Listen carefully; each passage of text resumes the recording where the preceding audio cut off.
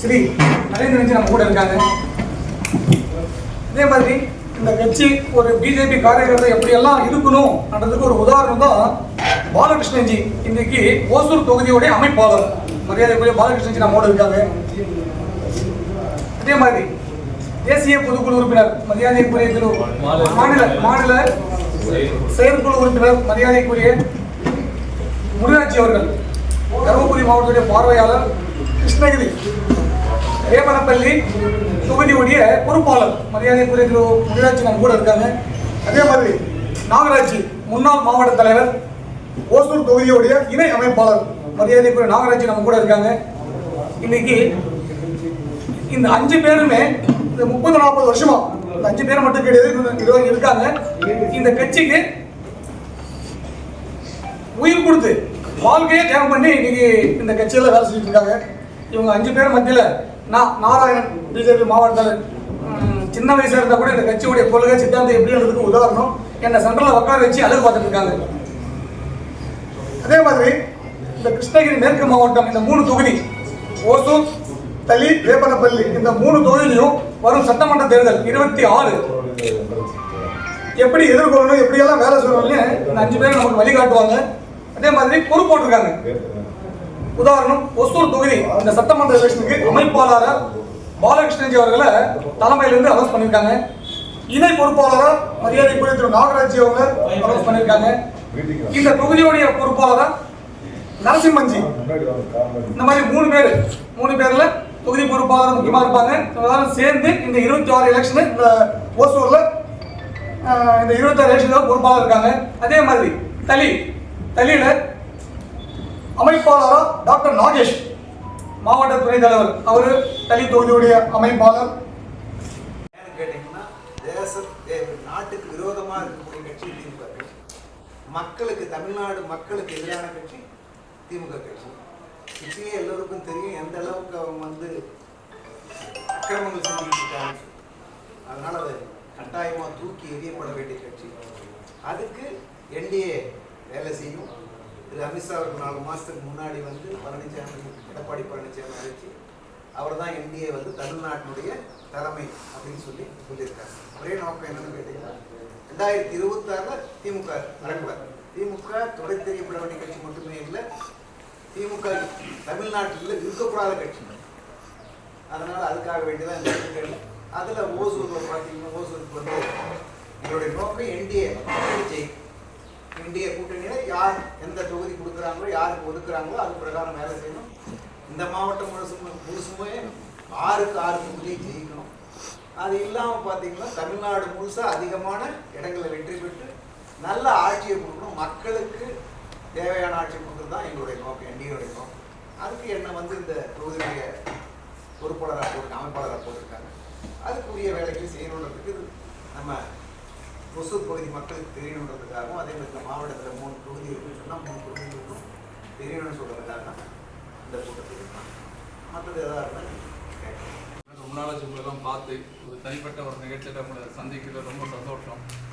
ஏன்னா எனக்கு கடந்த 10-13 வருஷமாக பார்த்தீங்கன்னா ஒசூரில் இருக்காமல் மற்ற இடங்களில் சுற்றுறதே எனக்கு வேலையாக இருந்தது. நான் இப்போ கொஞ்சம் காலமாக இங்கே இருக்க முடியுது. நிறைய பேருக்கு நான் இப்போ வந்ததுமே இழைச்சிட்டிங்க. எனக்கு ஒரே காரணம் தான், அண்ணாமலை யாத்திரை 1 வருஷம் அவர் 1200 கிலோமீட்டர் நடந்தால் 4000 கிலோமீட்டர் நடந்திருக்கும், அவ்வளோதான். அதனால தான் சரியான நேரத்தில் சாப்பாடு இல்லை, தூக்கம் இல்லை, ஓய்வு கிடையாது. அதனால தான் உடம்பு கொஞ்சம் குறைஞ்சிருக்கு. மற்றபடி ஆரோக்கியமாக தான் இருக்குது, அதோட எந்த பிரச்சனையும் இல்லை. மரியாதைக்குரிய அண்ணன் பாலகிருஷ்ணன் சொன்னது போல இந்த முறை தமிழ்நாட்டில் இது ஒரு சித்தாந்த ரீதியான போராக தான் நாங்கள் பார்க்குறோம். இட்ஸ் ஐடியாலஜிக்கல் போராட்டம். ஏன்னா இந்த நாட்டுக்கு ஆதரவான சக்தி வர வேண்டும், நாட்டில் ஆட்சியில் இருக்கிற தமிழ்நாட்டில் எதிரான சக்தி இருக்க வேண்டும் என்றது. உங்களுக்குள்ள கேள்வி இல்லைங்க, திமுக என்ன இந்த தமிழகத்துக்கு எதிரானதா, நாட்டுக்கு எதிரானதா கேட்கலாம். ஆமாம், இந்த நாட்டில் மக்களுக்கு, தமிழ்நாட்டில் மக்களுக்கு எதிரானதான் சொல்ல முடியும். சமீபத்தில் போன வாரம் முடிஞ்ச தீபாவளி கூட ஒரு முதலமைச்சர் அவர் நம்பிக்கை இருக்கவே இல்லையோ, கடவுள் நம்பிக்கைக்கு ஒரு தனிப்பட்ட விருப்பம் இருக்கு. ஆனால் ஒரு நாட்டினுடைய முதலமைச்சராக, ஒரு மாநிலத்தின் முதலமைச்சராக தீபாவளிக்கு கூட ஒரு வாழ்த்து சொல்ல மாட்டேன். அத்தனை பேரும் சொல்றாங்க தீபாவளி வாழ்த்து சொல்லணும் முதலமைச்சர், சொல்ல மாட்டேன்றார், முடியாதுன்னு சொல்றாரு. விநாயகர் சதுர்த்திக்கு வாழ்த்து சொல்ல மாட்டேன்னு சொல்றாரு. ஆகவே குறிப்பாக ஏன் ஒரு குறிப்பிட்ட மதத்தினருடைய சம்பிரதாயங்களையும் அதையும் அவமதிக்கிறார் என்பது என்னுடைய கேள்வி. எனக்கு மட்டும் இல்லை, தமிழ்நாட்டில் அத்தனை பேருடைய மனசில் அந்த கேள்வி தான் இருக்கு. இதுதான் ஆட்சிக்கு அடையாளமா? கிடையாதுங்க. தான் பதவி பிரமாணம் இருக்கிறப்ப இந்த நாட்டில் இருக்கிற ஒவ்வொரு குழுவும் சமமாக நடந்து பதவி பிரமாணம் எடுத்திருக்கு. ஆகவே ஏன் அந்த பாராபட்சம்? அந்த பாராபட்சம் எப்போ உங்கள் மனசில் ஒரு ஆட்சியாளர் மத்தியில் இருக்கிறதோ அப்படி யாருக்காக ஆட்சி பண்ணுறது கேள்வி பார்க்க வரும். நீங்கள் 1000 சொல்ல நாங்கள் அதை கொண்டு வந்து இத்தனை 1000 கோடி கொண்டு வந்து அதெல்லாம் எப்படி வந்து அதெல்லாம் இந்த ப்ரெஸ் மீட்டில் நான் பேச வேண்டிய அவசியம் இல்லை. நம்ம ஒசூர் பகுதியில் எனக்கு ரொம்ப நாளாக எனக்கு வெளியில் எங்கே போனாலும் எனக்கு கேட்குறீர்கள், ஏன் சார் உங்கள் ஒசூரில் ஏர்போர்ட் வரல? நான் மத்தியில் பாராளுமன்ற டெல்லிக்கு போகிற கூட அந்த விமானத்துறை அமைச்சர் சந்திக்க பல்வேறு ரீசன் நான் சொல்லியிருக்கேன். நான் குறிப்பாக ஒசூரில் விமான நிலையம் வர 5 ஆண்டு காலம் ஆயிருக்கணும். இப்போ விமானம் வந்து 5 வருஷம் ஆயிருக்கணும். ஆனால் ஒசூர்லேருந்து இன்னைக்கு நீங்கள் விமானம் பிடிக்கணும், சென்னைக்கு போகணும், பெங்களூர் ஏர்போர்ட்டுக்கு போகணும். பெங்களூர் ஏர்போர்ட்டுக்கு போனால் 86 கிலோமீட்டர் இருந்தாலும் கூட குறைந்தபட்சம் 2லேருந்து 3 மணி நேரம் ஆகுது. நான் வாரம் போகிறதுனால எனக்கு அந்த கஷ்டம் தெரியுது. பெங்களூர் டிராஃபிக்கு அது மாதிரி ஒரு மோசமான டிராஃபிக் பார்க்கவே முடியாது. ஏன்னா அங்கே அதை கட்டுப்படுத்துகிற அரசாங்கம் கையால் ஆகாத அரசாங்கம் காங்கிரஸ் அரசாங்கம். அதுக்கு ஒன்றுமே தெரியல. எப்படி ஹேண்டில் பண்ணுறது, டிராஃபிக் ஜாம் எப்படி ஹேண்டில் பண்ண தெரியாத ஒரு அரசாங்கம் இருந்து கொண்டு இருக்கிறது. அது விட்டுருக்கு, அது கர்நாடகா சப்ஜெக்ட். ஆனால் ஒசூர் மக்கள் நம்ம ஒசூரில் இந்த இந்த இடத்துல தொழில் பண்ணுற காரணத்திற்காக, இந்த இடத்துல பிறந்த காரணத்தில், இந்த இடத்துல வாழுகின்ற காரணத்திற்காக ஒரு விமான நிலையத்தில் இவ்வளோ கஷ்டம் இருக்கணுமா? தேவையில்லை. அப்போ உங்கள் மனசு அடுத்து என்ன சார் பண்ணலாம்? அவங்க தான் 2 இடத்துல 3 இடத்துல சொல்லிகிட்டே இருக்காங்களே. சூளகிரி பக்கம் சொன்னாங்க, உத்தரப்பள்ளி பக்கம் சொன்னாங்க, பேரிகை பக்கம் சொல்லிட்டு இருக்காங்க. ஆனால் இந்த ஒசூரில் ஏற்கனவே ஒரு விமான ஓடுதலும் இருக்குங்க, ஒரு ரன்வே இருக்குங்க.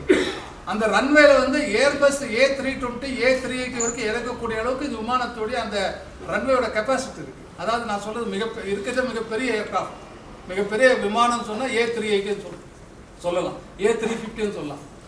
இல்லை இப்போ ட்ரீம் லைனர் நம்ம சொல்கிறோம் பாருங்க. இப்போ சமீபத்தில் அகமதாபாத்தில் விமானம், அந்த விமானம் இங்கே வந்து இறங்கக்கூடிய அத்தனை இறங்கிட்டு இருக்கு. பிரதம மந்திரியோட விமானம் கூட இங்கே வந்து இங்கே சர்வீஸ் பண்ணுறதுக்கு ஏர் ஹோஸ்டர் விமானம் இருக்கு, இன்ஜினியரிங் ஒர்க் ஷாப் வரைக்கும் பண்ணிட்டு போகிறாங்க. தனிப்பட்ட எங்கள் தம்பி ஏர் இந்தியாவோட ஹெட் ஆஃப் சீஃப் இன்ஜினியர் இருந்தப்போ அவனோட விமானங்கள்லாம் இங்கே தான் கொண்டு வந்து சர்வீஸ் பண்ண அந்த சமயத்தில் நானும் போய் பார்த்துருக்கேன். எனக்கும் தெரியும், நானும் ஏர்நாட்டு இன்ஜினியர், எனக்கும் தெரியும். ஆனால் இங்கே ஒரே ஒரு நெருக்கடி என்னன்னு சொன்னால் கமர்ஷியல் ஆப்ரேஷன், அதாவது பயணிகளை கையாளக்கூடிய வசதி இருக்கின்ற கட்டிடத்துக்கு இல்லை. அதற்கு ஒரே ஒரு ஆலோசனை, அந்த விமான நிலையத்துக்கு அந்த பக்கம் நிலம் இருக்கு. நீங்கள் வந்து 2000 ஏக்கர் 3000 ஏக்கர் எடுக்க வேணாம், 20-30 ஏக்கர் எடுத்தீங்கன்னா போதும், அதிகபட்சம் 50 ஏக்கர் இருந்தால் போதும்.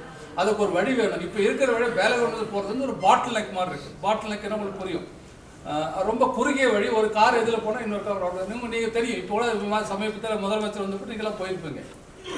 ஆகவே அதற்கு தேவையானது அது மாற்றுப்பகுதியில் ஒரு ஏர்போர்ட் ஒரு கட்டிடம் கட்டிவிட்டு ஒரு வழி, அந்த நீங்கள் ஒரு கோபர்பள்ளி இதில் ரோடு இருக்குது, கவர்மெண்ட் ரோடு இருக்காங்க, எக்ஸிஸ்டிங் ரோடு பஞ்சாயத்து ரோடு இருக்குது. அங்கே நீங்கள் ரோடை எக்ஸ்பேண்ட் பண்ணி பெருசு பண்ணி போட்டிங்கன்னா விமானம் சர்வீஸ் பண்ணுறதுக்கும் கமர்ஷியல் ஆப்ரேஷனுக்கு எந்த ஒரு டிஸ்டர்பன்ஸ் இருக்காது. அவங்க கேட்டது நீங்கள் அந்த பக்கம் வச்சுக்கிட்டா எங்களுக்கு ஆட்சேபம் இல்லை விமான நிலையத்து அதிகாரிகள் சொன்னதாக எனக்கு தகவல். அந்த ஓனர் அதிகாரிகள் ஓனர்ஸ்